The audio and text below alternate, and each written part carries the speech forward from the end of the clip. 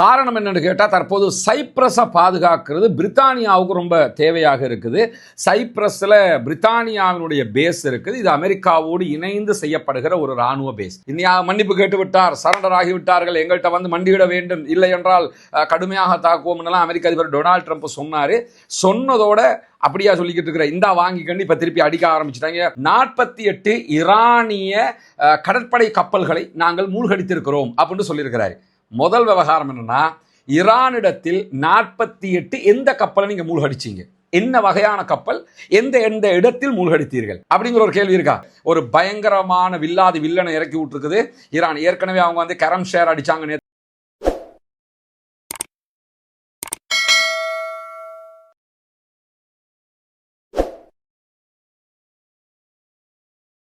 அன்பிற்கினிய சகோதர சகோதரிகளை நம் அனைவர் மீதும் ஏக இறைவனுடைய அமைதியும் கருணையும் உண்டாகட்டுமாக என்கிற உயரிய பிரார்த்தனைகளோடு, ஈரான் மீது அமெரிக்க இஸ்ரேலிய கொடூர தாக்குதல்கள் தொடர்ந்து கொண்டிருக்கின்றன. இதுவரைக்கும் 1300க்கும் மேற்பட்ட அப்பாவிகள் ஈரானுக்குள் கொல்லப்பட்டிருக்கிறார்கள். அதிலே 200க்கும் மேற்பட்டவர்கள் பச்சிலம் குழந்தைகள், பாடசாலை மாணவ மாணவியர் என்பதையும் நாம் கவனத்தில் கொள்ள வேண்டியிருக்கிறது. இப்படியான சூழல்ல என்னவெல்லாம் நடந்திருக்கிறது இதுவரைக்கும் ஈரானுக்குள்ளும் அதே போன்று மத்திய கிழக்கிலும் என்கிற செய்திகளைத்தான் இந்த அப்டேட்லையும் நம்ம பார்க்க இருக்கிறோம். தொடர்ந்து ஒவ்வொரு நாளும் நம்முடைய ரஸ்மின் மைசி நியூஸ் மற்றும் ரஸ்மின் டாக்ஸ் ஆகிய சேனல்களில் இது தொடர்பான அப்டேட்டுகளை நம்ம தந்துக்கிட்டு வர்றோம். ஒவ்வொரு நாள் இரவிலும் காசா யுத்தம் ஆரம்பிச்சதிலிருந்து இதுவரைக்கும் 2 ஆண்டுகளுக்கு மேலாக நம்ம இந்த அப்டேட்டுகளை தந்து வர்றோம். இப்படியான சூழல்ல தற்போது ஈரானுக்கும் அமெரிக்க இஸ்ரேலுக்கும் இடையிலே நடைபெற்று வரக்கூடிய இந்த யுத்தம் என்பது இன்றோடு 7வது நாட்களை தாண்டி 8வது நாட்களுக்குள் நாம் நுழைந்து கொண்டிருக்கிறோம். எனவே நம்முடைய வீடியோவில் வலமையில மேலே பாலஸ்தீனம் சீஸ்ஃபயர் நம்பர் எத்தனையாவது நாளுங்கிற தகவல்களை தான் போட்டு வருவோம். இன்று முதல் ஈரான் எத்தனையாவது நம்பருங்கிறதையும் சேர்த்து அப்டேட்டுங்கிற அந்த நம்பரோடு வரும். இது இரவு நேர அப்டேட்டுக்கு தான் அப்படி நம்ம போடுவோம். மற்றதுகளெல்லாம் அந்தந்த தலைப்பிலேயே நீங்கள் பார்த்துட முடியும். எனவே இன்றைக்கு 8வது நாட்களுக்குள் நுழைந்திருக்கக்கூடிய ஈரான் அமெரிக்க வாரில் என்னவெல்லாம் நடந்திருக்கிறது, என்னவெல்லாம் நடக்கலாம் என்று ஒவ்வொரு நாடுகளும் சொல்லிக் கொண்டிருக்கிறது என்கிற செய்திகளைத்தான் பார்க்க போகிறோம். குறிப்பாக ஐரோப்பிய நாடுகளுக்கு ஈரான் மிக கடுமையான ஒரு வார்னிங்கை வெளியிட்டிருக்கிறாங்க. என்னன்னா, ஐரோப்பிய நாடுகள் இந்த யுத்தத்திற்குள் தலையிடக்கூடாது, இது அமெரிக்காவுக்கும் இஸ்ரேலுக்கும் ஈரானுக்கும் இடையிலான யுத்தமே தவிர உலகில் வேறு எந்த நாடுகளுக்கும் இடையிலான யுத்தம் கிடையாது.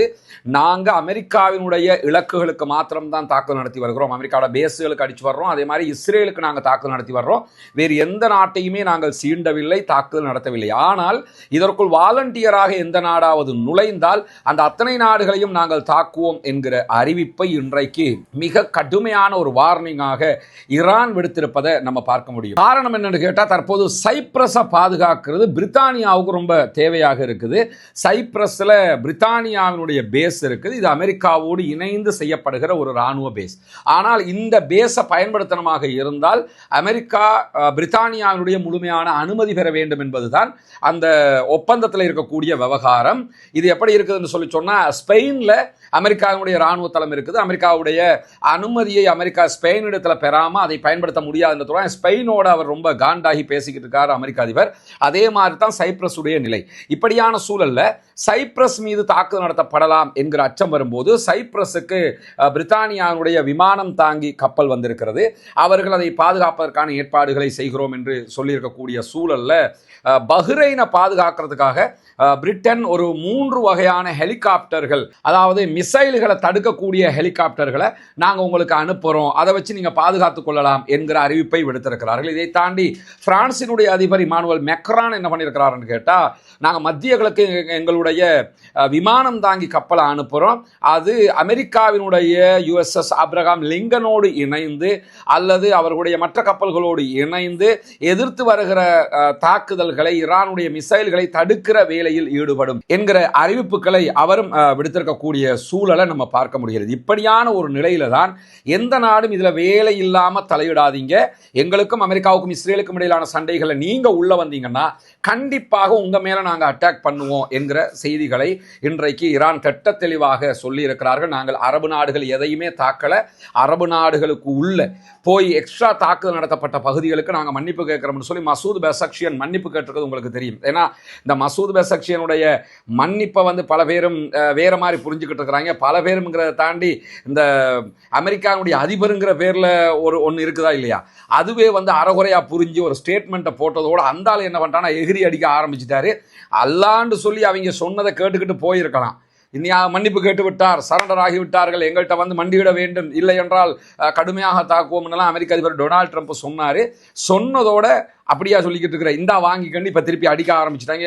மத்திய கிழக்கு நாடுகளில் இருக்கக்கூடிய மக்களுக்கு தெரியும் சரவெட்டி தாக்குதல்கள் நடந்து கொண்டிருக்கிறது என்கிற செய்திகளும் வெளிவந்து கொண்டிருக்கக்கூடிய சூழலில் தான் ஐரோப்பிய நாடுகள் இதிலே பங்கெடுக்கவே கூடாது என்கிற கடும் எச்சரிக்கை விடுக்கப்பட்டிருக்கிறது. இப்படியான சூழலில் தான் ஏற்கனவே மசூத் பெசக்ஷியன் அரபு நாடுகளுக்கு நாங்கள், அதாவது அமெரிக்க பேஸ் தவிர்த்து மற்ற இடங்களுக்கு நடத்தப்பட்ட தாக்குதல்களுக்கு நாங்கள் வருந்துகிறோம், மன்னிச்சுக்கிறோங்க, சாரிப்பா, இனி அப்படிலாம் நடக்காது, எங்களை நோக்கி தாக்குதல் நடத்தினா மட்டும் தான் நாங்கள் இனிமேல் தாக்குதல் நடத்துவோம்னு சொல்லியிருந்தாரு. உடனே அந்த சரண்டர் ஆகிட்டார், மன்னிப்பு கேட்டார், இனிமேல் எல்லாம் முடிஞ்சு போச்சு இந்த மாதிரி சொன்னாங்க. அமெரிக்க அதிபரே ஸ்டேட்மெண்ட் கொடுத்தாரு. கொடுத்ததோட என்ன பண்ணாங்கன்னா, நீ அப்படியா சொல்லிக்கிட்டு இருக்கிற, நான் அப்படி சொல்லவே இல்லையடா, நான் அமெரிக்க பேஸுக்கு அடிச்சு தான் ஆகுவேன், மற்ற இடத்துக்கு தான் அடிக்க மாட்டேன்னு சொன்னேன், இந்த அப்பாரு அடிக்கிறேன்னு சொல்லி திருப்பி IRGC என்ன பண்ணிட்டாங்கன்னு கேட்டால், சற்று நேரத்துக்கு முன்பதாக ஒரு 1 ஹவருக்கு முன்னாடி நடத்தப்பட்ட படுபயங்கரமான தாக்குதல் பஹ்ரைனில் இருக்கக்கூடிய அமெரிக்காவினுடைய தளத்தின் மீது நடத்தப்பட்டிருக்கிறது என்கிற செய்திகள் வெளியாகி இருக்கிறது. பஹ்ரைனில் இருக்கக்கூடிய ஜுபைர் பகுதிகளில் அமெரிக்காவினுடைய தளத்தை திட மற்றும் திரவ எரிபொருள் ஏவுகணைகளால் தாக்கி இருக்கிறார்கள். அதாவது அது சொல்றது ஹைப்பர்சோனிக், சூப்பர்சோனிக் ஆகிய 2 வகையான ஏவுகணை தாக்குதல்களாலும் அந்த இடங்கள் குறிவைக்கப்பட்டிருக்கிறது என்கிற செய்திகளை இன்றைக்கு ஈரான் வெளியிட்டிருக்கிறது. அதுக்கு ஒரு காரணம் அவங்க சொல்லியிருக்கிறாங்க. ஏன் அட்டாக் பண்ணியிருக்கிறோம்னு சொல்லும்போது என்ன சொல்றாங்கன்னா, இன்றைக்கு அமெரிக்கா நடத்திய ஒரு தாக்குதல் காஷ்மீர் பகுதிகளை நடத்தியிருக்கிறாங்க ஈரானுடைய.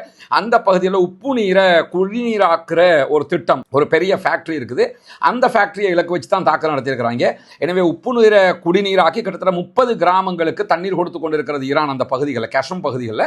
அந்த பகுதிக்கு அட்டாக் பண்ணதுக்காக பதிலடியாகத்தான் தற்போது பஹ்ரைனில் இருக்கக்கூடிய பேஸுக்கு நாங்கள் அடிச்சிருக்கிறோம்னு சொல்லி சரவெடி தாக்குதல்கள் நடத்தப்பட்டிருக்கிற அதே நேரத்தில் அமெரிக்காவினுடைய முக்கியமான பாதுகாப்பு நிறுவனங்கள் மேம்பட்ட ஆயுதங்களுடைய உற்பத்தியை 4 மடங்காக அதிகரிக்க வேண்டும் என்கிற ஒரு அறிவிப்பை இன்றைக்கு அமெரிக்க அதிபர் டொனால்ட் ட்ரம்ப் விடுத்திருக்கிறார். அதற்கான காரணத்தையும் அமெரிக்காவே சொல்லியிருக்கிறாங்க. நம்ம சொல்லி வந்தோம், இப்போ அவங்களும் அதையே தெளிவாக சொல்லியிருக்கிறாங்கன்னு கேட்டால், அயன் டோம், அதே போன்று டேவிட் ஸ்லிங், பேட்ரியாட், தேட் ஆகிய இந்த மாதிரி 4 வகையான ஏவுகணை தடுப்பு சிஸ்டம் இருக்குது. அதில் முதலாவது அயன் டோம், அதான் இஸ்ரேலில் ரொம்ப ஃபேமஸ். அதை அடிச்சு நோக்கிட்டாங்க, நமக்கு தெரியும். பாலஸ்தீன விடுதலை அமைப்பினரே ரொம்ப துவம்சம் பண்ணதெல்லாம் நமக்கு தெரியும்.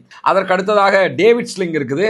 டேவிட் ஸ்லிங்கும் ஃபெயிலியர் மாடலுங்கிறது தற்போது நிரூபிக்கப்பட்டிருக்கக்கூடிய சூழலில் பேட்ரியாட், அதே போன்று தேட் சிஸ்டங்கள் எல்லாம் இருக்கிறது. இந்த சிஸ்டங்கள் எல்லாம் வருகிற ஏவுகணைகளை தடுக்கக்கூடிய சிஸ்டங்கள். இந்த சிஸ்டங்கள் இருந்தாலும் இப்போ அதுக்கு ஏவுகணைகள் பற்றாக்குறை இருக்கிறதுனால உடனடியாக ஈரான் கொத்து கொத்தாக அந்த தாக்குதல்களை நடத்தி இந்த சிஸ்டங்கள் எல்லாம் அழிச்சுக்கிட்டு இருக்கிறதுனால அந்த தேவை வருகிற அந்த உற்பத்தியை அதிகப்படுத்துங்க என்கிற ஒரு அறிவிப்பை அமெரிக்க அதிபர் டொனால்ட் ட்ரம்ப் விடுத்திருக்கிறார். ஏன்னா எல்லா பகுதிகளிலையும் ஈரான் செய்கிற ஒரு வேலை என்னன்னு கேட்டால், அரபு நாடுகளில் இருக்கக்கூடிய பேஸுகளில் இருந்த அமெரிக்காவினுடைய ரேடார் சிஸ்டங்களை அடிச்சு நோக்கியிருக்காங்க. நம்ம ஏற்கனவே சொல்றோம், கத்தாருடைய உதய் போர்ட்ல இருந்த ரேடார் சிஸ்டம் $1 பில்லியன் பெறுமதியான ரேடார் சிஸ்டம். கிட்டத்தட்ட ருபீஸ்ல நம்ம இவ்வளவு பெரிய அமௌண்ட்ங்கிற கணக்கில் பார்த்துக்கிறோங்க, அவ்வளோ பெரிய அமௌண்ட்டில் வரக்கூடிய ஒரு தொகை. அதை அடிச்சு நம்ம நாடே 63 பில்லியன் தான் கடன் கொடுக்க இருக்குது வெளிநாடுகளுக்கு. அதில் அந்த ஒரு ரேடார் சிஸ்டமே 1 பில்லியன்னா அப்போ எவ்வளவு, நம்மளே 63 பில்லியன் கடன் கொடுக்க இருக்குன்னு தலையில் கை வச்சுக்கிட்டு இருக்கிறோம்ல, அந்த ரேடார் சிஸ்டமே 1 பில்லியன் பெருமதியான. அப்போ 1 பில்லியன் எவ்வளவு பெருமதிங்கிறத புரிஞ்சுக்கிறதுக்காக நான் இதை சொல்கிறேன். அதே மாதிரி துபாயில் இருந்த ரேடார் சிஸ்டம் 500 மில்லியன் பெருமதியானது. குவைத்தில் இருந்ததை அழிச்சிட்டாங்க.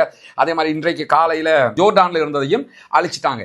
இப்படியெல்லாம் அழித்து கொண்டிருக்கக்கூடிய சூழலில் தான் அது அவசரமாக செய்யணும், 4 மடங்கு பெருக்குங்கன்னு சொல்லி அமெரிக்க அதிபர் சொல்லி இருக்கிறார் என்கிற செய்திகளுக்கு மத்தியில் இன்னைக்கு அமெரிக்காவுடைய அதிபர் ஒரு காமெடி பண்ணி இருக்கிறாரு. இந்த காமெடியை பல பேர் நம்பிக்கிட்டு வேற இருப்பாங்க. என்ன காமெடியை பண்றாருன்னு சொல்லி சொன்னா, 48 ஈரானிய கடற்படை கப்பல்களை நாங்கள் மூழ்கடித்திருக்கிறோம் அப்படின்னு சொல்லியிருக்கிறாரு. முதல் விவகாரம் என்னன்னா, ஈரானிடத்தில் 48 எந்த கப்பலை நீங்க மூழ்கடிச்சீங்க, என்ன வகையான கப்பல், எந்த எந்த இடத்தில் மூழ்கடித்தீர்கள் அப்படிங்கிற ஒரு கேள்வி இருக்கா? உலகத்தில் உங்க எல்லாருக்கும் தெரிந்து, எனக்கும் தெரிந்து, இதை பார்க்குறவங்க, இது அல்லாத நீங்கள் ஜசீரா பார்க்குறவங்க எல்லாருக்கும் தெரிஞ்சு பிரபலமாக அமெரிக்கா மூழ்கடித்த ஒரே ஒரு கப்பல் ஈரானுடைய இந்த, அதாவது இந்திய பெருங்கடல்ல நின்ற ஈரானுடைய கப்பல் தான். அந்த இந்தியாவுக்கு பயிற்சிக்கு போயிட்டு வந்த 3 கப்பலில் முதலாவது கப்பலை இலங்கை பார்டரில், இலங்கையினுடைய கடல் எல்லையில் இன்டர்நேஷனல் கடல் பார்டரில் வச்சு அவருடைய நீர்மூழ்கி கப்பல் சப்மரினூடாக அழிச்சாங்கல்ல, அந்த கப்பல் அதில் 80 பேர் கொல்லப்பட்டிருக்கிறார்கள். அவருடைய ஜனாசாக்கள் இலங்கையினுடைய கராப்பிட்டிய மருத்துவமனையில் வைக்கப்பட்டிருக்கிறது. அதே போன்று 30 பேர் படுகாயமடைந்து அவர்கள் சிகிச்சை பெற்று வருகிறார்கள். இந்த தாக்குதலில் அளிக்கப்பட்ட கப்பலில் செய்தி மட்டும்தான் நீங்கள் இதுவரைக்கும் கேள்விப்படுவீங்க. மற்ற எல்லாம் இந்த டொனால்ட் ட்ரம்புக்கு வேணும்னா சொல்லியிருக்கலாம், அங்கங்கே அந்த போட்டுகளுக்கு அடிச்சிருப்பாங்க. ஈரான் என்ன பண்ணுதுன்னு கேட்டால், அந்த ஐஆர்ஜிசியினுடைய படைகள் ஹொர்முஸ் நீர்ப்பரப்புகளில் அவருடைய போட்டை அனுப்பிக்கிட்டு இருக்கிறாங்க. போட்டை வேணும்னா அதில் ஆள் இல்லாத போட்டும் நிறைய இருக்குது, ட்ரோன்கள், அதெல்லாம் அழிச்சு போட்டு பட்டியலாக சொல்லி விட்டாங்களான்னு தெரியல. 48 ஈரானுடைய கப்பல்களை அழிச்சிருக்கிறன்னா அது சாதாரண செய்தியா? ஏன் இதை டொனால்ட் ட்ரம்புக்கு முன்னாடி வேறு எந்த ஊடகங்களும் இந்த அளவுக்கு ஒரு பெரிய செய்தியாக சொல்லலை?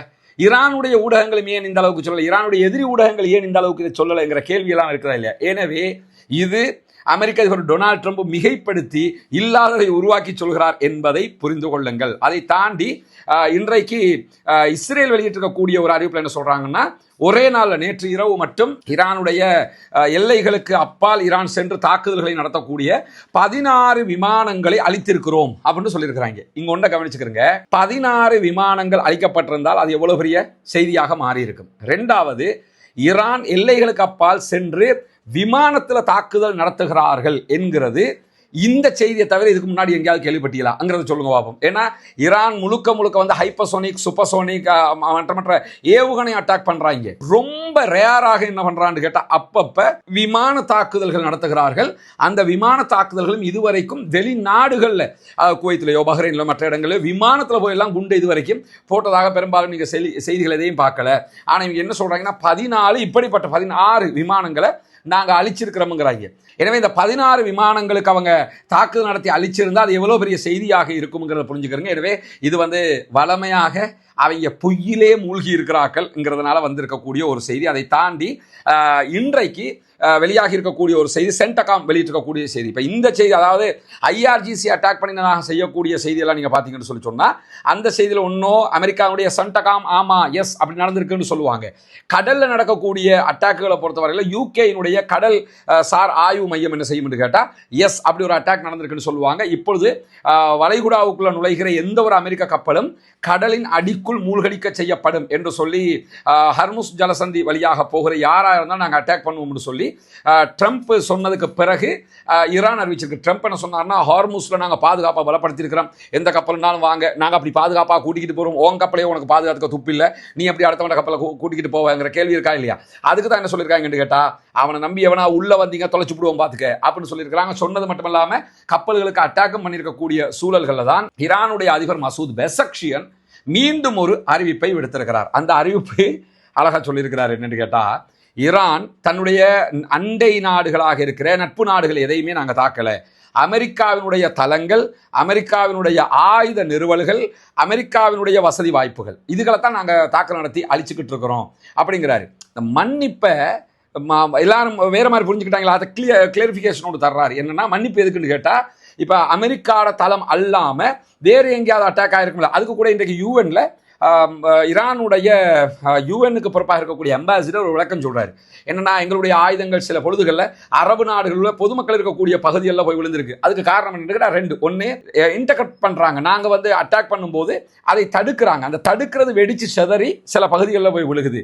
இந்த மாதிரி நடந்திருக்கிறதே தவிர அதை தாண்டி நாங்கள் ஏதாவது அப்படி நடத்தி இருந்தால் அதுக்கு நாங்கள் மன்னிப்பு கேட்டுக்கிறோம், எங்க அதிபரே மன்னிப்பு கேட்டுக்கிறாரு அப்படின்னு இருக்காங்க. பொதுமக்கள் பகுதிகளுக்கு ஈரானால் நடத்தப்பட்ட தாக்குதல்கள் தொடர்பாகத்தான் மன்னிப்பே தவிர அமெரிக்காவினுடைய அரபு நாடுகளில் இருக்கக்கூடிய தளங்களை தாக்கியதற்கு எங்கேயுமே அவங்க மன்னிப்பு கேட்கல. அதை மிக தெளிவாக மசூத் பெசக்ஷியன் தன்னுடைய எக்ஸ்ல மீண்டும் அறிவிச்சிருக்கக்கூடிய செய்திகளை பார்க்க முடியும். பிராந்தியத்தில் இருக்கக்கூடிய அரசாங்கங்களோட நாங்கள் ரொம்ப நட்புறவோடு இருக்கிறோம்.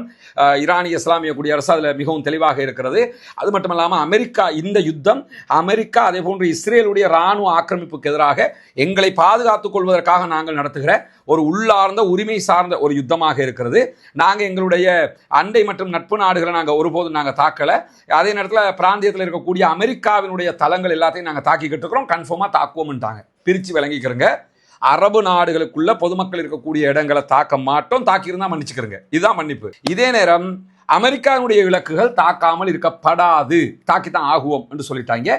இப்போ கேஸ் ஓவர், முடிஞ்சு போச்சு, அவ்வளோதான், நாங்கள் அடிப்போம்ட்டாங்க. அதே மாதிரி என்ன பண்ணியிருக்கிறாங்கன்னு கேட்டால் சவுதி அரேபியாவினுடைய ஜுபைலுடைய வடக்கு பகுதிகளில் 10 கடல் மைல் தொலைவில் நடந்த ஒரு தாக்குதல், மார்ஷல் தீவுகளுடைய கொடியோடு பயணித்த ஒரு எண்ணெய் டேங்கர், லூயிஸ் பி என்கிற ஒரு எண்ணெய் டேங்கர், மாபெரும் டேங்கர், அந்த டேங்கரை பற்ற வைத்திருக்கிறது ஈரானுடைய IRGC. கடும் தாக்குதலில் அந்த டேங்கர் வெடித்து சிதறி இருக்கக்கூடிய செய்திகள் வெளியாந்திருக்கிறது. அமெரிக்காவுக்கு சாதகமான கப்பல் பற்றி எரிந்து கொண்டிருக்கிறது. ஜுபைலுக்கு வடக்கு பகுதிகளில் தான் இது நடந்திருக்கிறது என்கிற செய்திகள் வெளியாகி இருக்கிறது. அதே நேரத்தில் இஸ்ரேலுடைய இராணுவ தளத்தின் மீதான தாக்குதலுக்கு ஹெஸ்புல்லாவும் உரிமை கோரியிருக்கிறார்கள். இஸ்ரேலுடைய நகரத்தில் இருக்கக்கூடிய எக்கருக்கு கிழக்கு பகுதியில் இருக்கக்கூடிய ட்ரிஃபின் தளத்தில் இன்றைக்கு ஹெஸ்புல்லாக்கள் கடுமையான வலிமையான தாக்குதல்களை நடத்தியிருக்கிறார்கள். அதே போன்று லெபனான் எல்லையில் இருக்கக்கூடிய கஃபர் ஹிலாவுலையும் தாக்குதல்களை நடத்தியிருக்கிறார்கள். இதை தாண்டி ஈரானுக்குள்ள யாரும் எதிர்பார்க்காத மாதிரி படுபயங்கரமான தாக்குதல்களை அமெரிக்காவும் இஸ்ரேலும் நடத்தி வருகிறது. என்ன நீங்க கவனிச்சுக்கிறீங்கன்னு கேட்டா, நம்முடைய வீடியோக்கள்ல பெரும்பாலும் ஈரானுக்குள்ள நடக்கிற தாக்குதல்கள் இங்க இப்ப இப்படி தாக்குதல் இத்தனை பேர் சேர்த்திருக்கிறாங்கிற தகவல்கள் நம்ம பெரும்பாலும் கோட் பண்றதுல நல்லா புரிஞ்சுக்கிறீங்க. ஏன்னா ஈரானுக்கு தாக்கிக்கிட்டு தானே இருக்கிறாங்க. ஈரான் அடி வாங்கிட்டு இருக்குங்கிறதுல எந்த மாற்று கருத்தும் இல்லை. ஈரான் கொடுக்குற அடிகளை பத்தி தான் நம்ம பேசிக்கிறோம். ஈரான் அடி வாங்குறாங்கிறது எல்லா மீடியாவிலும் நீங்க பாத்துக்கலாம். நம்ம சொல்லக்கூடிய தகவல் என்னன்னா, ஈரான் எவ்வளவு அடி கொடுத்தானுங்கிறத நீங்க பாத்துக்கிறதுக்கு தான். ஈரான் வாங்கிய அடிகளை நீங்க எல்லா மீடியாவிலையும் அவங்க வெஸ்ட் மீடியா, உலகத்தில் இருக்கக்கூடிய கோடிக்கணக்கான மீடியாக்கள் அதை சொல்லிருமா இல்லையா? நம்ம மட்டுமாவது இவன் கொடுக்குற அடியை சொல்லிக்கிட்டு இருக்கிறோமே, அதுக்காக வேண்டி தான் நம்ம இதை சொல்லிக்கிட்டு இருக்கிறோம். அதை நீங்க புரிஞ்சுக்கிறீங்க. அவங்க எவ்வளவு அடி வாங்குறாங்க தெரியுமா, அதையெல்லாம் இவர் சொல்ல மாட்டேங்கிறாரு. இவங்க அடி கொடுக்குறாங்கன்னு மட்டும் தான் சொல்றாருன்னா, அவன் வாங்குற அடியை உலகத்தில் எங்கன்னா நீங்க போய் பாத்துக்கலாம். இந்த மாதிரி பேசுகிற நாக்கில் பல்படாமல் பேசுகிற மேதாவிகள் இருப்பாங்கல்ல, அவங்களுக்கு சொல்லிருங்க, அவன் வாங்குற அடிகளை நீங்க எல்லா மீடியாக்களையும் உலகம் முழுக்க போய் பார்த்துடலாம். ஆனா அவன் கொடுக்குற அடிகளை மற்ற மீடியாக்கள் காட்ட மாட்டாங்க. அல் ஜசீரா உள்ளிட்ட ஒரு சில மீடியாக்கள் தான் சொல்லுகிறது. அதைத்தான் நம்ம எடுத்து உங்களுக்கு கன்வே பண்ணி கொண்டிருக்கிறோம். புரிஞ்சுக்கிறங்க. குவைத்தில் தற்போது ஈரான் நடத்தியிருக்கக்கூடிய ஒரு தாக்குதல்களில் குவைத்தினுடைய தேசிய காவல் படை விடுத்திருக்கக்கூடிய அறிவிப்பில் தெற்கில் 12 ட்ரோன்களையும் 14 ஏவுகணைகளையும் நாங்கள் தடுத்து நிறுத்தியிருக்கிறோம், சுட்டு வீழ்த்தியிருக்கிறோம் என்கிற ஒரு செய்தியையும் சொல்லியிருக்கக்கூடிய காட்சிகள் வெளியாகி இருக்கிறது, செய்திகள் வெளியாகி இருக்கிறது. இப்படியான சூழல்ல மேலதிகமான ஒரு 3 செய்திகளை நம்ம புரிஞ்சுக்கிறோம். என்னன்னு கேட்டா, இன்றைக்கு இஸ்ரேல் வெளியிட்டிருக்கக்கூடிய ஒரு அறிவிப்பில் என்ன சொல்றாங்கன்னா, ஈரான் கோஸ்டர் குண்டுகளை பயன்படுத்துகிறது என்கிற ஒரு குற்றச்சாட்டை விடுத்திருக்கிறாங்க. அது மட்டுமல்லாமல் ஈரானுடைய அதிபருக்கு எதிராக, ஈரானுக்கு எதிராக நாங்கள் சர்வதேச நீதிமன்றத்துக்கு போவோம் இருக்காங்க. சர்வதேச நீதிமன்றத்துக்கு முதல்ல உனக்கு போகவே முடியாது.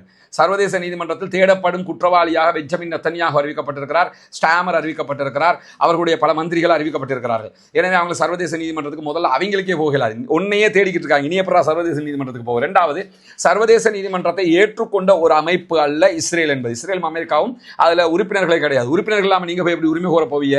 இது ரெண்டாவது விஷயம். மூன்றாவது என்னன்னு கேட்டா, எதுக்காக நாங்க சர்வதேச நீதிமன்றத்துக்கு போவோம், ஐநாவுல போய் நாங்க கேட்போம் எல்லாம் சொல்லிக்கிட்டு இருக்காங்க தெரியுமா? இன்றைக்கு ஈரான் நடத்தி இருக்கக்கூடிய படுபயங்கரமான தாக்குதல்கள்ல இஸ்ரேலை நோக்கி காஸ்டர் குண்டுகள் போடப்பட்டிருக்கிறது. அதாவது கொத்து குண்டுகள் போடப்பட்டிருக்கு. இந்த யுத்த விளிமியங்களை கொஞ்சம் நீங்க புரிஞ்சுக்கிறீங்க. என்னன்னா, யுத்தத்துல இந்த குண்டுகளை போடக்கூடாது அப்படின்னு இருப்பாங்க. முதல்ல குண்டே போடக்கூடாது, யுத்தமே பண்ணக்கூடாது. முதல்ல நியாயமான ஆக்களா இருந்தா என்ன செய்யணும்? குண்டு போடக்கூடாது, யுத்தம் பண்ணக்கூடாது. இதுதானே நியாயம். அதை விட்டு போட்டு இந்த குண்டை போட்டுக்கலாம், இந்த குண்டை போடக்கூடாது. அது எதை போட்டாலும் சாகத்தான் போறான். அப்ப இதை போடு இதை போடாதுன்னு சொல்ல முடியுமா? பிரிச்சு வச்சிருக்கிறாங்க. கொஸ்டர் குண்டு போடக்கூடாது, இது கொத்து குண்டுன்னு சொல்லுவாங்க. ஒரு குண்டு தான் அது போய் தாக்க ரெட்டியாக அப்படி பிரிஞ்சு நூற்றுக்கணக்கான ஆயிரக்கணக்கான குண்டுகளா போய் விழும். பொதுமக்கள் இருக்கிற ஏரியாவில் கொண்டு வந்து போடுகிறார்கள் ஈரான். பொதுமக்கள் செத்து மடிகிறார்கள். ஈரான் பொதுமக்களை கொல்லுகிறது. ஏண்டா, நீ கொண்டா அதுக்கு பேர் தீவிரவாதி. ஈரான்ல இருக்கிறவனை கொண்டு போட்டு எவனையுமே யாரும் கொல்லக்கூடாது. அதுல எந்த மாற்று கருத்தும் கிடையாது. இஸ்லாம் அதை அங்கீகரிக்கல, நம்மளும் அதை அங்கீகரிக்கல. அதை நம்ம பேச வரல. யதார்த்தத்துக்கு புரிஞ்சுக்கிறீங்க என்னன்னு கேட்டா, இஸ்ரேல் காசாவில் எத்தனை ஆயிரம் குண்டு, அணுகுண்டை தவிர எல்லாத்தையும் போட்டான். அவ்வளவு போட்டு லட்சக்கணக்கான மக்களை கொன்றாங்க. அங்க மரணிச்சவங்க மக்கள் கிடையாதா? இப்ப ஈரான்ல மரணிக்கிறவங்க மக்கள் கிடையாதா? அவங்களோட ஊர்ல பொதுமக்களை கொண்டுகிட்டு இருக்கிறாங்களாம். பொதுமக்களை எங்க கொண்டான் ஈரான்? அது மாதிரி ஒரு எவிடன்ஸ் எங்கேயாவது நீங்க பாத்துருக்கீங்களா? ஈரானுக்குள்ள பாடசாலை மாணவர்கள் மீது போடப்பட்ட குண்டுகள்ல எவ்வளவு பெரிய அழிவு ஏற்பட்டிருக்குங்கிறத பாக்குறோம்ல. 200க்கும் மேற்பட்ட குழந்தைகள் செத்து போனாங்களா இல்லையா? அப்ப உண்மையிலே பொதுமக்களை கொள்றது யாரு? அவன். ஆனா அவன் கொண்டா கொல்லப்பட்டவன் தீவிரவாதி. ஈரான் கொண்டுச்சுன்னு சொல்லி சொன்னா கொல்லப்பட்டவர்கள் அப்பாவி. நாளைக்கு ஒரு வீடியோவில் நம்ம தனியாக அந்த ஆதாரங்களோட காட்ட இருக்கிறோம். வெஸ்ட் மீடியாக்கள் எவ்வளவு கேவலமாக நடக்கிறது என்பதை அதை நீங்க தனியாக புரிஞ்சு கொள்ள முடியும். இப்படியான ஒரு சூழல்ல தான் கொத்து குண்டுகளை போட்டு இஸ்ரேலை மிரட்டி தள்ளுது ஈரான் என்கிற செய்திகள் வெளியாகி கொண்டிருக்கு. அது ஒரு குண்டு தாங்க. அந்த குண்டு போகும்போது பல குண்டுகளாக பிறந்து, இப்போ இலங்கையில் கூட கொத்து குண்டுகள் கடைசி காலகட்டத்தில் போடப்பட்டதுங்கிற பெரிய ஒரு குற்றச்சாட்டு சர்வதேச மன்றத்தில் இலங்கை அரசுக்கு எதிராகவும் வைக்கப்படுகிறது. என்னன்னா, அந்த கொத்து குண்டுகள்ங்கிறது அப்படி ஒன்று வரும், ஆயிரக்கணக்கில் பிரிஞ்சு போய் நின்று விடிச்சு செதறும் போது பல பேரும் கொல்லப்படுகிற ஒரு சூழல் உருவாகும். அந்த மாதிரியான கொத்து குண்டுகள் ஈரான் போடுவாங்க, அவங்க கிட்ட இருக்க முடியாது யாரும் கற்பனை நம்பல. அதை இப்போ போட ஆரம்பிச்சிருக்காங்க. அடுத்த ஒரு பயங்கரமான வில்லனை இறக்கி விட்டுருக்குது ஈரான். ஏற்கனவே அவங்க வந்து கரம்ஷேர் அடிச்சாங்க நேற்று. கரம்ஷேர் 4 நல்லா விளைக்கிறேன். கரம்ஷேர் 1 தயாரித்தது தான் பெரும்பாலான செய்தியாக இருந்துச்சு. கரம்ஷேர் 1ன்னா ஃபர்ஸ்ட் தலைமுறை, ஃபர்ஸ்ட் ஜென்ரேஷன். கரம்ஷேர் 2 தயாரிச்சிருக்கிறாங்க, 3 தயாரிச்சிருக்கிறாங்க, 4 தயாரிச்சிருக்காங்க. இப்போ முதல்ல அடித்தது ஃபர்ஸ்ட்டை வச்சு இல்லை, 4 வச்சு அடிச்சிருக்கிறாங்க. இன்னைக்கு கொஸ்டர் குண்டுகளை வச்சு தாக்குதல் நடத்தியிருக்கிறாங்க. எனவே ஈரான் வந்து படு பயங்கரமான அரக்கன்களை கையில் வைத்துக் கொண்டிருக்கிறது குண்டுகள்ங்கிற வகையில். அதுகளை தான் போட்டிருக்கிறாங்கிறது தெரிகிறது. இதை தாண்டி இன்னொரு விஷயத்தை புரிஞ்சுக்கிறேன். நம்ம ஏற்கனவே ஒரு செய்தி 2 நாளைக்கு முன்னாடி தெளிவுபடுத்தியிருந்தோம். மீண்டும் பல சகோதரர்கள் அதை அனுப்பிக்கிட்டு இருக்கிறீங்க. இந்த ஒருத்தர் வந்து தன்னை சுட்டு கொண்டு தற்கொலை பண்ணுற மாதிரி ஒரு வீடியோ போட்டு, இவர் தான் ஆயத்துல்லா அலி ஹாமனி இருக்கிற இடத்த காட்டி கொடுத்தவர், மனசு இருந்துட்டார், திருந்தி அவரே தற்கொலை பண்ணிட்டாருங்கிற மாதிரியான செய்திகள். முதல்ல அவர் காட்டி கொடுக்கவும் இல்லை, அவர் மணந்திருந்தவும் இல்லை, அவர் தற்கொலை பண்ணவும் இல்லை. அது அந்த சம்பவத்துக்கு இதுக்கு சம்பந்தம் கிடையாது. அந்த சம்பவம்ங்கிறது 2003 இடம்பெற்ற ஒரு சம்பவம். அது பங்களாதேஷில் இடம்பெற்றதாகத்தான் சோர்ஸுகள் காட்டுகிறது. சில சோர்ஸுகள் வந்து அது வந்து அதாவது ஈராக்கினுடைய குர்து பகுதியில் நடந்த ஒரு சம்பவம் என்று சொல்கிறது.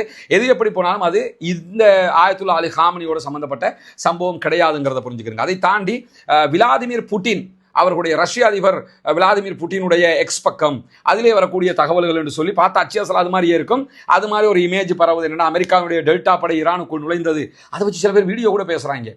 அமெரிக்காவுடைய டெல்டா படை ஈரானுக்குள் நுழைந்தது, அந்த படைகளை எல்லாம் சுட்டு வீழ்த்தக்கூடிய அவங்கள அரெஸ்ட் பண்ணிட்டாங்க, அவன் அந்த காட்சியில் பாருங்கன்னு சொல்லி. முதல்ல டெல்டா படை இப்படியெல்லாம் இறங்காதுங்கிறத புரிஞ்சுக்கிறேன். டெல்டா படை இந்த நிக்கோலஸ் மதுரோவை தூக்க போனாங்களே, அது மாதிரி தூக்க போவாங்க. இப்போ ஆயத்துல்லா அலி ஹாமனி மௌத்தாயிட்டாரு, ஆயத்துல்லா அலி ஹாமனியை தூக்குறதுக்குன்னா டெல்டா படை இறக்கிருப்பான்.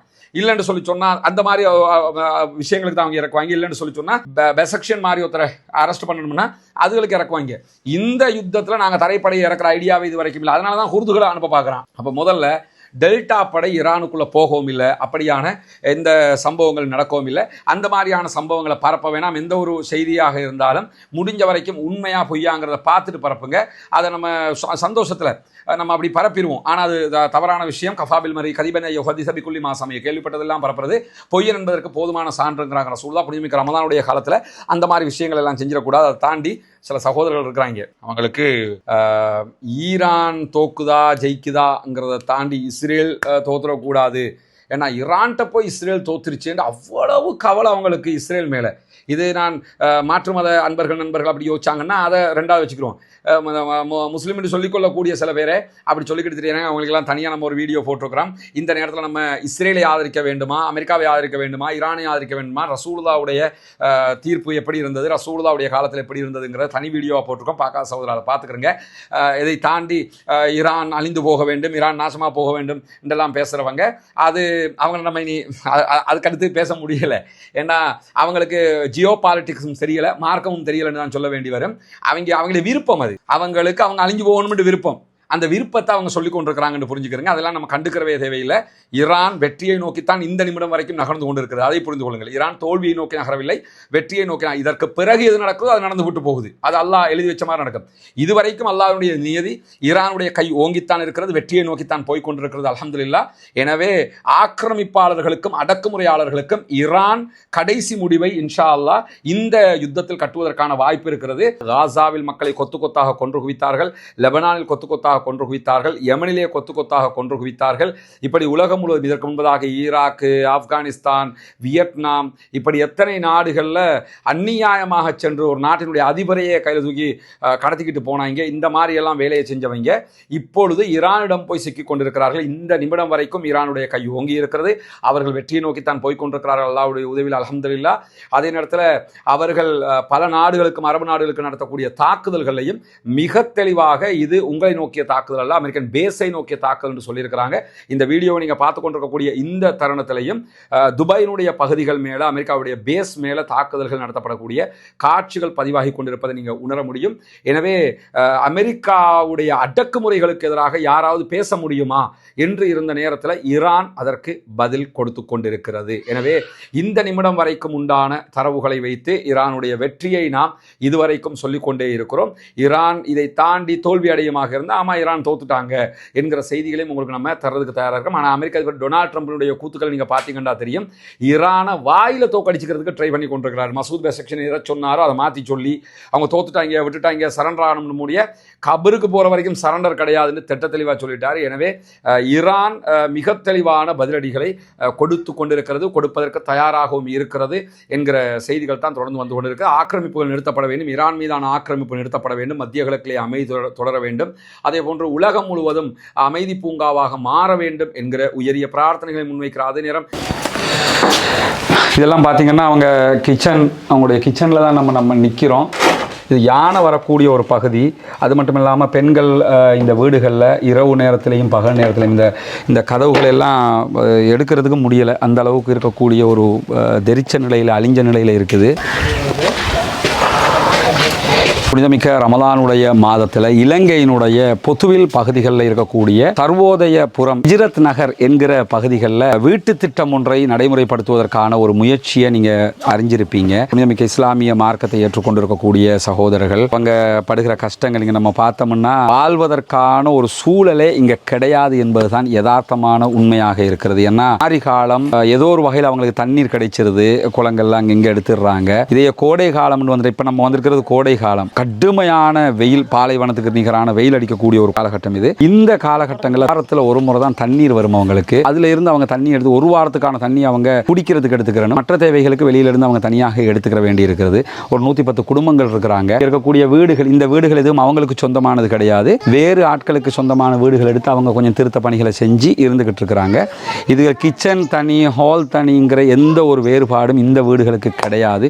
ரொம்ப ஒரு அடிமட்டத்தில் இருக்கக்கூடிய சகோதரர்கள். எனவே இந்த ரமலானுடைய மாதத்தில் அவங்களுக்கான உதவிகளை செய்வதின் ஊடாக, ஜகாத்து தான தர்மங்களை கொடுப்பதின் ஊடாக நம்ம இந்த வீட்டு திட்டத்தை சக்ஸஸ்ஃபுல்லாக நடத்த முடியும். அப்படி நடத்துகிற நேரத்தில் கண்டிப்பாக அவர்கள் நிம்மதியாக வாழ்வதற்கான வாய்ப்பு அவர்களுக்கு கிடைக்கும் இன்ஷா அல்லாஹ். நபிகள் நாயகம் ஸல்லல்லாஹு அலைஹி வஸல்லம் அவர்கள் புனிதமிக்க ரமலானுடைய மாதத்திலே நிறைய தான தர்மங்களுக்கு நமக்கு வழிகாட்டி இருக்கிறார்கள். இஸ்லாம் நமக்கு 8 வகையாக பிரித்து ஜகாத்தை 8 கூட்டத்துக்கு கொடுங்க என்கிற வாய்ப்பை தந்திருக்கு.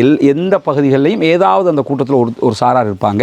அதுலேயும் நமக்கு கிடைத்திருக்கக்கூடிய ஒரு வாய்ப்பு என்னென்னு கேட்டால், முஅல்லஃபத்துல் குலூப், உள்ளங்கள் ஈர்க்கப்படுகிற இந்த இஸ்லாத்தை நோக்கி வருகிற சகோதரர்களுக்கான ஒரு வாய்ப்பாக இது அமைந்திருக்கிறது. இந்த பகுதிகளுக்கு வந்து நேரடியாக இந்த ப்ராஜெக்ட்டுக்கு உதவணும் என்று யாராவது நினச்சிங்கன்னு சொன்னால் அவங்களையும் அழைத்து கொண்டு வருவதற்கு நம்ம தயாராக இருக்கிறோம். வந்து நீங்கள் பார்க்க முடியும் என்ன நிலைமையில் இந்த ஏரியா இருக்குதுன்னு சொல்லி உதவி செய்யக்கூடிய சகோதரர் முன்னால் தெரிகிற நம்முடைய தொலைபேசி மற்றும் வாட்ஸ்அப் இலக்கத்துக்கு தொடர்பு கொள்ள முடியும். அதே போன்று நம்முடைய அக்கௌண்ட் நம்பரும் உங்களுக்கு முன்னால் காட்சிப்படுத்தப்படுகிறது. ஜகாத் நிதிகளை இன்றே அந்த மக்களுக்காக ஒதுக்குவதற்கான ஒரு முயற்சியை மேற்கொள்ளுங்கள். கணவர் என்னமா பண்ணுறாரு? கூலி வேலை செய்கிறாங்களா? நீங்கள் வீட்டில் இருக்கிறீங்க? பிள்ளைகள் எத்தனை? 2 பேர். அப்போ என்ன வாழ்வாதாரத்துக்கு வேறு என்ன பண்ணுவீங்க? தண்ணி மிஷினில் கொண்டு வந்து தாரு, ஒரு கிழமைக்கு ஒரு தரம் வரும். சரி, அதுதான் யூஸ் பண்ணணும். எவ்வளோ தருவாங்க? ஒரு குடும்பத்துக்கு 3 பூலி 4 பூலி. நாங்கள் குளிக்கிறதுக்கெல்லாம் காட்டு பகுதியில் ஒரு கிணறு இருக்கு, அந்த கிணத்துக்கு போகிறோம் குளிக்கிறதுக்கு. அது இங்கேருந்து எவ்வளோ தூரம் இருக்கும்? எவ்வளோ தூரம் இருக்கும் தலைவர்? 1 கிலோமீட்டர் இருக்கும். அங்கே போய் தண்ணி எடுத்துகிட்டு வரணும். குளிச்சுட்டு வருவாங்க. இனி தண்ணிகள் தட்டுப்பாடங்களுக்கு குடிப்பானைக்கு அவங்க சார தண்ணி காணும். அம்மா உங்கள் வீட்டை கொஞ்சம் பார்க்கலாமா? நான் வரவா உள்ள?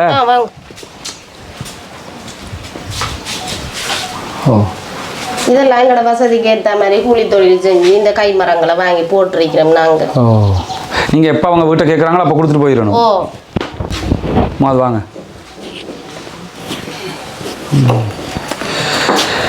இதெல்லாம் பார்த்தீங்கன்னா அவங்க அவங்களுடைய கிச்சனில் தான் நம்ம நிற்கிறோம்.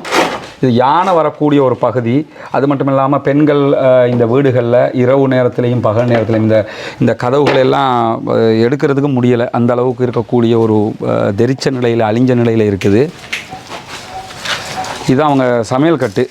இதெல்லாம் அந்த காலகட்டத்தில் ஒரு 20 வருஷத்துக்கு முன்னாடி எங்கள் ஊர்களெல்லாம் இப்படி இருந்தது.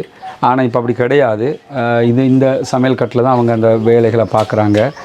அல்லாஹ் தான் அவங்களுக்கு அருள் புரிய வேண்டும். இரண்டாவது, நாம் அத்தனை பேரும் நினைத்தால் நம்முடைய உதவிகளை கொண்டு கண்டிப்பாக இதை வெற்றிகரமாக முடிக்க முடியும். வெற்றிகரமாக முடிக்கிறோம் இன்ஷா அல்லாஹ். அந்த நம்பிக்கையில் தான் களமிறங்கி இருக்கிறோம்.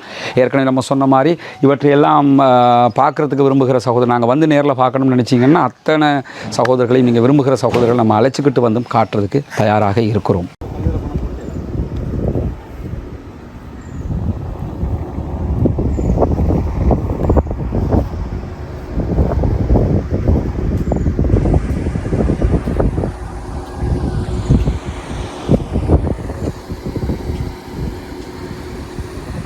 புனிதமிக்க ரமலானுடைய மாதத்தில் தற்போது நம்ம இஸ்லாத்தை ஏற்றுக்கொண்ட சகோதரர்களுக்கான 14 வீடுகள் கட்டுகிற பணியில் 5 வீடுகளை கட்டியிருக்கிறோம்ங்கிறது உங்களுக்கு தெரியும். கட்டி அவங்கள்ட்ட ஒப்படைச்சிட்டோம். ஊடம் இல்லாமல் அடிக்கிறதுக்கு இல்லாமல் தான் இப்போ எம்மாட்ட வந்து நிற்கிறேன்.